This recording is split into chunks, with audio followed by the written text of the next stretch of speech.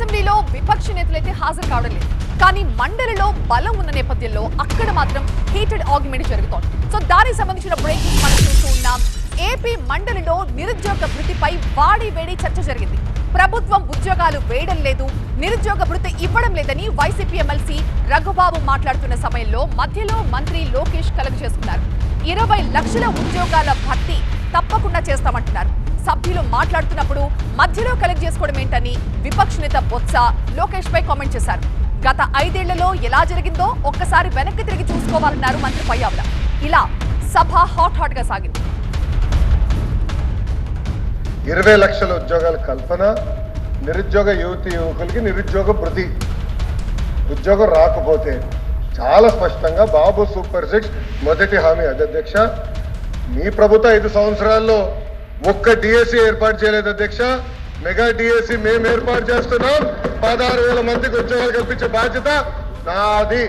దాంట్లో మీకు ఎలాంటి సందేహం అవసరం లేదు అధ్యక్ష. టీసీఎస్ తీసుకొచ్చాం, ఆసిలర్ మిత్తల్ తీసుకొచ్చాం.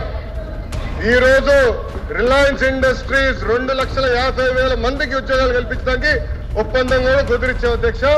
అది మా ప్రభుత్వం ఉన్న చిత్తశుద్ధి.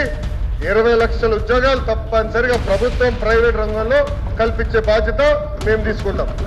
దయచేసి తమడు నిన్న కూడా రిక్వెస్ట్ చేస్తాం అధ్యక్ష, మీరు ఈరోజు కూడా చెప్పండి అధ్యక్ష.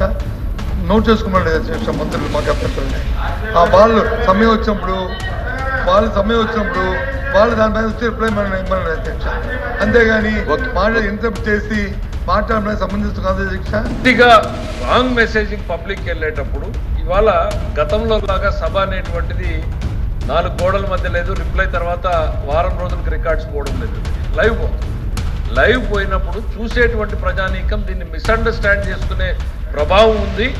మీడియా కూడా ప్రభావితమైపోయి రేపటికి రేపు ఏదో రాంగ్ న్యూస్ ప్రజెంట్ చేసే పరిస్థితి ఉందనుకున్నప్పుడు మాత్రమే ప్రభుత్వం సైడ్ నుంచి ఇంటర్ఫియరెన్స్ వస్తుంది తప్ప గత ప్రభుత్వం లాగా మేము ఇక్కడ కూర్చుని 5 నిమిషాలు మాట్లాడితే 10 నిమిషాలు ఇంటర్ఫియరెన్స్ చేసే ఆలోచన ఈ ప్రభుత్వానికి లేదు.